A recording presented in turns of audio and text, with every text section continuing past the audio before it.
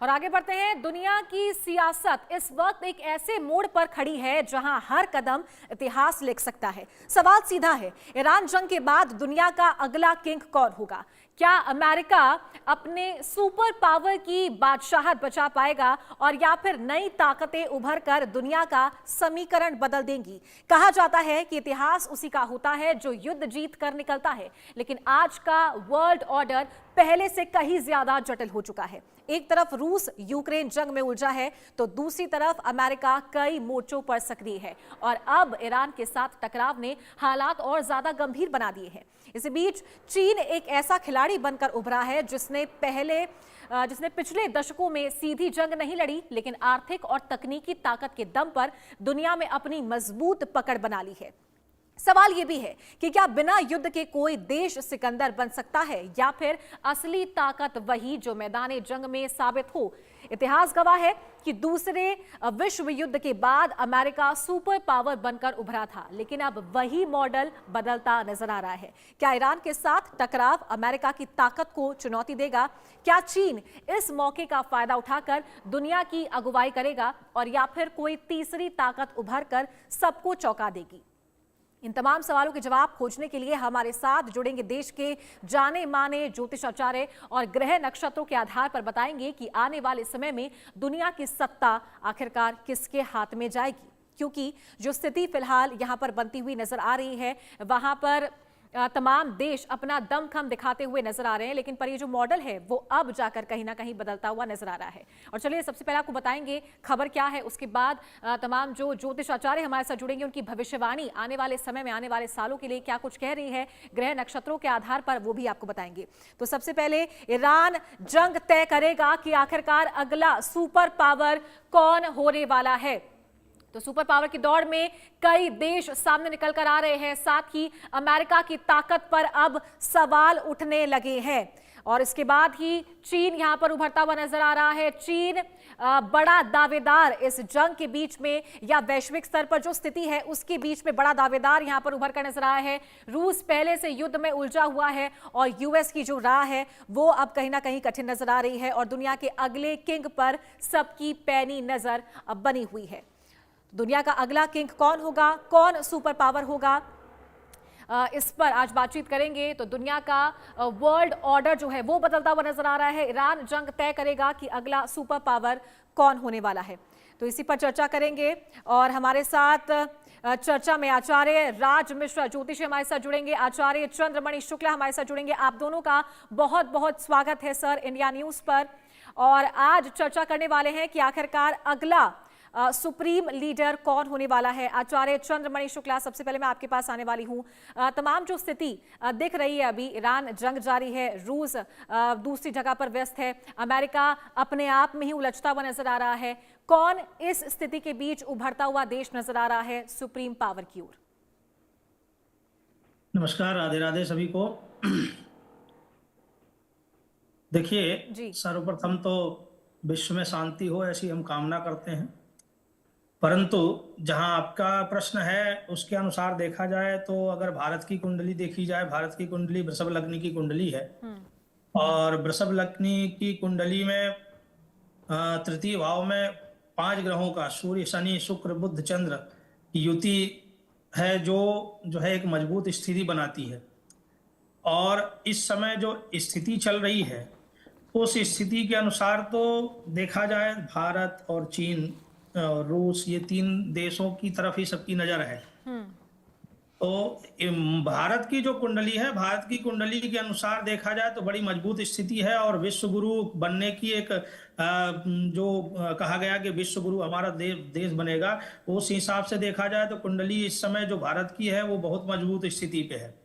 तो इस समय जो जैसे बृहस्पति इनके भारत की कुंडली में 6ठे भाव पे है स्थित है, जो एक थोड़ा सा कमजोर स्थिति पे को पैदा करता है, इसलिए कहीं ना कहीं थोड़ा सा रुकावट है। अन्यथा अगर देखा जाए तो भारत की स्थिति मजबूत है और आने वाले समय में जो बृहस्पति गोचर करेंगे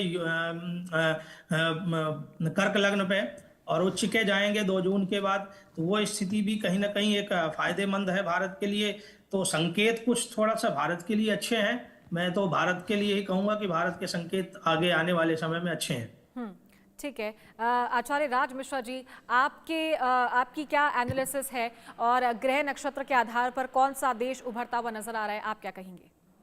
देखिए, मेरी दृष्टि से देखा जाए, मैं 2-3 चीजों की बात करूंगा इस समय पर। कौन सा देश उभर करके आएगा या कौन सा देश आगे जाकर के लीड करेगा, अगर हम इस डिटेल को देख पाए तो मैं 2 कंट्री को कह सकता हूं कि जो 9 वर्ष जगत प्रवेश की इस बार कुंडली बनी थी, उस कुंडली के अकॉर्डिंग सिंह लग्न की इस बार 9 वर्ष प्रवेश की जो कुंडली बनी है, वो सिंह लग्न की कुंडली इस बार बनी है। और उसमें साउथ का क्षेत्र यानी जो 10th हाउस रहा है, वहां पर बृहस्पति उस टाइम पर स्थापित हुए हैं। बृहस्पति की परिस्थिति रही है मिथुन लग्न, मिथुन राशि के अंतर्गत भी बृहस्पति ने गोचर किया है। इस प्रकार की परिस्थिति रही है 9 वर्ष प्रवेश के अंतर्गत। मेरे दृष्टि से, क्योंकि भारत की मंगल की महादशा चल रही है और भारत इस टाइम एक स्ट्रांग पोजीशन में है, राहु की अंतर्दशा चल रही है और राहु भारतीय दृष्टि से उच्चस्थ प्लैनेट है। राहु जाकर के बैठे हैं भारत के लग्न के अंतर्गत, उच्चस्थ प्लैनेट हैं, और राहु इस टाइम भारत के लिए जो गोचर कर रहे हैं वो 10th हाउस के अंतर्गत गोचर कर रहे हैं। उनकी परिस्थिति एक स्ट्रांग परिस्थिति है। और राहु जब वक्री भी होंगे दिसंबर 2000 राशि चेंज करेंगे दिसंबर 2026 के अंतर्गत, तो वो चेंज होकर के 9th हाउस के अंतर्गत आएंगे। मैं ये कह सकता हूं और मैं बार बार इस शब्द को पूरी तरीके से कहता रहा हूं कि जो युद्ध की परिस्थिति चल रही है, उस युद्ध में भारत की भूमिका बहुत इंपॉर्टेंट होगी। भारत निर्णायक भूमिका में आकर के इस युद्ध को रुकवाने के लिए सबसे बड़ा काम करेगा।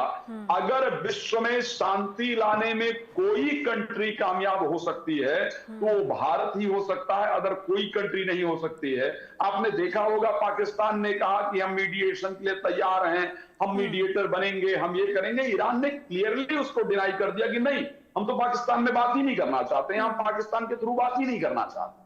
तो स्पेशली डिनाई कर दिया गया है। चाइना इस बीच में कूदने को तैयार नहीं है। तो विश्व में शांति लाने के लिए भारत के अलावा कोई और देश नहीं हो सकता है, इस प्रकार की कंडीशन है। लेकिन अगर मैं आगे आने वाले समय में इस चीज की बात करूं कि कौन सा देश ऐसा होगा जो पूरे विश्व को लीड करने के लिए तैयार होगा, मेरे हिसाब से चाइना उसमें बहुत तीव्र गति से आगे बढ़ रहा है और चाइना अपने आप को बहुत आगे लेकर के जाएगा। खैर, अगर देखा जाए, भारत को कम करके आंक नहीं रहा हूं। भारत की भूमिका विश्व को आगे बढ़ाने में बहुत ज्यादा होगी। भारत एक लीडर के तौर पर आएगा, लेकिन मैं चाइना को सर्वोच्च पोजीशन पर देख रहा हूं। चाइना विश्व को लीड करने में सबसे बेहतरीन रास्ते पर आगे जाएगा। इस प्रकार की कंडीशन मुझे नजर आ रही है, जो मैं प्लैनेटरी पोजीशन देख पा रहा हूं। हाँ, भारत, क्योंकि भारत की मंगल की जो महादशा है, मंगल भारत के लिए 7th लॉर्ड है एंड 12th लॉर्ड है। भारत की जो अंतरकलह है वो भारत को काफी कुछ कमजोर करती है। भारत अगर अपने अंतरकलह से बाहर निकल जाए तो फिर भारत के लिए विश्व को लीड करना बहुत आसान है और भारत शायद सबसे तीव्र गति से आगे बढ़ने वाली कंट्री होगी। बट मैं अभी तक यहाँ पर अगर देखूं तो मैं चाइना को देख पा रहा हूं। ठीक है राज मिश्रा जी, क्योंकि आप कह रहे हैं कि चाइना उभरता हुआ नजर आ रहा है आपको सुप्रीम पावर के रूप में, तो एक और आज जानकारी बड़ी सामने आई थी कि जापान की बात करें, जापान परमाणु वॉरहेड बनाने में आगे निकलता हुआ नजर आ रहा है। ऐसा चाइना के द्वारा दावा किया गया था कि 44 टन प्लूटोनियम जो है वो वहां पर पाया गया था, जिससे परमाणु जो हथियार है वो बनाया जा सकता है, परमाणु केंद्र है वो बनाया जा सकता है। एटॉमिक पावर का केंद्र यहाँ पर जापान बनता हुआ नजर आ रहा है, वो भी इतने सालों बाद जब वहां पर त्रासदी हुई थी। तो जापान एशियन कंट्रीज में उभरता हुआ आगे नजर आ रहा है और चाइना को कहीं ना कहीं थ्रेट है। तो एशियन कंट्रीज की बात करें तो क्या उन्हीं में से कोई सुप्रीम पावर आगे निकल कर आएगा? देखिए, ये तो इसमें तो कोई दो राय है ही नहीं कि आने वाला जो समय है वो निश्चित रूप से एशियन कंट्रीज के लिए ही है। जो आने वाला समय, जो एक बेहतर रास्ता कहीं ना कहीं नजर आ रहा है, वो एशियन कंट्रीज के लिए ही आ रहा है। मैंने जापान की उस न्यूज को जो मैं प्रेडिक्ट कर रहा हूं, मेरा पूरा, क्योंकि एस्ट्रोलॉजिकल जो प्रेडिक्शन हो सकता है चारू जी, मैं उसी बेस पर बात कर रहा हूं, मैंने बाकी न्यूज को फॉलो नहीं किया है। सो ऐसे कंडीशन के अंतर्गत मैं अगर इस परिस्थिति में देखूं कि मैं सुपर पावर में हर एक एस्पेक्ट उठा करके देखूं कि फाइनेंशियली सुपर पावर कौन बनता हुआ दिख रहा है या बाकी चीजों की तरफ से कौन दिख रहा है, तो मुझे वहां पर चाइना दिख रहा है। बट हाँ, ये इसमें कोई दो राय नहीं है कि आगे जो प्रगति के जो रास्ते हैं उसमें एशियन कंट्रीज ही प्रगति के रास्ते पर आने वाली हैं और यही एक सुपर पावर के रूप में निकल करके आए या एक विश्व को लीड करने के लिए तैयार हो, तो उसमें एशिया की ही परिस्थिति सबसे स्ट्रांग दिख रही है।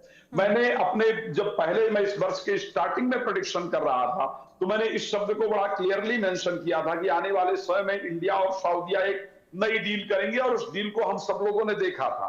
तो इंडिया विश्व को शांति में, अगर पूरे विश्व किसी शांति की प्रक्रिया में देखेगा तो भारत उसमें सबसे आगे निकल करके आएगा।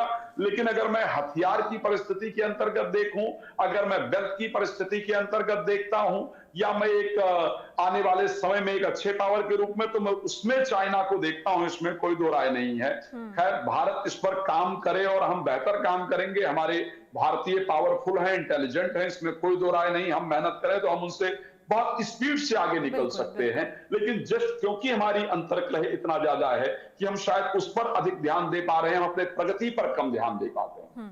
तो मुझे लगता है अगर भारत उस प्रगति पर ध्यान देगा बेहतर होगा। बट अभी तक अगर मैं प्लैनेटरी पोजीशन देखूं, आपने कहा कि क्या हाँ एशिया इस विषय पर आगे निकल सकता है, तो मैं एशियन कंट्रीज को ये कह सकता हूं कि अगर जिस प्रकार की परिस्थितियां प्लैनेटरी जो पोजीशंस दिख रही हैं, उसमें एशियन कंट्रीज ही लीड करने वाली कंडीशन में आगे आ रही हैं। चाहे आप परमाणु की बात कर रही हैं, जापान की बात कर रही हैं, या मैं अगर फाइनेंस की कंडीशन में देखूं तो इंडिया और चाइना को, दोनों को आगे बढ़ते हुए देख पा रहा हूं। आने वाले समय में दोनों की स्पीड बेहतर देख पा रहा हूं। खैर, अभी आप लोग देख रहे हैं कि हाँ ठीक है कि रुपए का कुछ भाव नीचे ऊपर इस प्रकार की परिस्थिति हुई है, लेकिन आने वाले समय में भारत की अर्थव्यवस्था भी स्ट्रांग होगी, आने वाले समय में भारत की पावर भी स्ट्रांग होगी, आने वाले समय में भारत का लोहा विश्व को मानना पड़ेगा। क्योंकि अभी जब राहु की जो दशा है वो चलेगी भारत की, उसका बृहस्पति की जो अंतर्दशा है वो राहु की अंतर्दशा चलेगी, फिर बृहस्पति की अंतर्दशा चलेगी, और ये दोनों पोजीशन बेहतर है। और उसके बाद 2028 में जैसे ही शनि की अंतर्दशा आएगी, शनि उस समय पर जो शनि की पोजीशन होने वाली है वो, क्योंकि धीरे धीरे करके वो मेष से वृष की तरफ प्रवेश करेंगे। भारत के लिए शनि 9th और 10th के लॉर्ड हैं, 3rd हाउस में गोचर कर रहे हैं। वो भारत के एक स्पीड का समय होगा। तो मैं आफ्टर 2028 की जो परिस्थिति देख रहा हूं, उसमें भारत को एक बहुत स्पीड से आगे जाते हुए देख पा रहा हूं। तो यश, आपका जो प्रश्न है उसके अकॉर्डिंग एशियन कंट्रीज ही आगे जाकर के सुपर पावर के रूप में काम करें और विश्व को लीड करें, इस प्रकार की कंडीशन है जी। आचार्य चंद्रमणि शुक्ला जी, आपका भी यही कहना था कि भारत विश्व गुरु उभर कर निकलेगा, विश्व गुरु बनेगा, आने वाले सालों में देखने को मिल सकता है। कौन कौन सी चीजें मददगार साबित होंगी इस पूरी राह में, इस पूरी जर्नी में, और कौन कौन से ग्रह हैं जो महत्वपूर्ण रोल अदा करेंगे? देखिए, इस समय वर्तमान स्थिति, पहले तो देखें हम वर्तमान स्थिति में अगर देखा जाए तो थोड़ा सा युद्ध की स्थितियां भयावह हो रही हैं। अच्छा देखिए, मेन तो ये बात है कि इस वर्ष, ये वर्ष जो चालू हुआ है हमारा 2026 का, अगर 2026 का वर्ष देखा जाए तो रौद्र नाम का संवत्सर और मंगल राहु की युति, ये सारी चीजें बड़ी थोड़ा सा भयावह रही। इस बार जो है अधिक मास भी पड़ रहा है इस वर्ष में। और अभी जो युद्ध की में वर्तमान स्थिति जो चल रही है, इसमें अगर देखा जाए तो ये जो नया ये आएगा, इसमें मलमास जो आएगा, अधिक मास, इस अधिक मास के अंतर्गत प्रथम ज्येष्ठ में ही देखें तो 5 शनिवार एक मंथ में पड़ रहे हैं। प्रथम एक मास में यदि 5 शनिवार पड़े तो कहा गया है, शास्त्रोक्त कहा गया है, शनिवारा यदा पंचो पाताले कंपते फणी ईशान देश भंगश्चो वन्यदाहो महारघता। अर्थात आधुनिक शास्त्रों की होड़ बढ़ती जाएगी। नया देश परमाणु शक्ति से संपन्न होने की घोषणा भी कर सकता है। विकसित देश छोटे देशों पर प्रभाव जमाने का प्रयास करेंगे। मिडिल ईस्ट, पूर्वी एशिया के देशों में युद्ध की आग विकराल रूप धारण करेगी। ये सारी चीजें, ये जो चीजें चल भी रही हैं, कोई ऐसा भी देश उभर करके आएगा ऐसा कोई देश आएगा जो तानाशाह बड़े देशों पर के ऊपर घातक हथियारों का प्रयोग भी कर सकता है। अर्थात ये जो युद्ध की स्थिति है, ये युद्ध की स्थिति अभी थोड़ा सा खींचेगी। और इस युद्ध की स्थिति को खींचने के बाद आप देखो, अभी कुछ देश हैं जैसे जो शांत बैठे हैं, वो केवल एक चारों तरफ से देख रहे हैं, चाहे चाइना हो, चाहे रूस हो, तो कोई कुछ बोल रहा है, कोई कुछ नहीं बोल रहा है।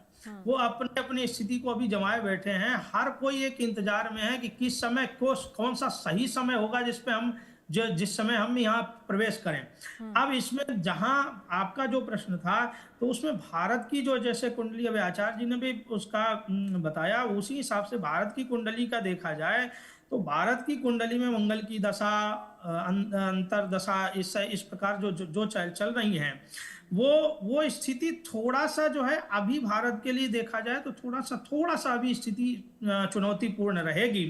लेकिन जो आगामी समय रहेगा, मंगल की महादशा और कुछ चुनौतीपूर्ण गोचरों के कारण यह समय राजनीतिक और आर्थिक रूप से परीक्षा की घड़ी हो सकता है। लेकिन भविष्य की बात कहें तो जो इस गणना के अनुसार इस चुनौती के बाद भी भारत का भविष्य उज्जवल है और यह एक महाशक्ति के रूप में उभरने की हमारी जो क्षमता है वो बढ़ रही है और वो होगा भी।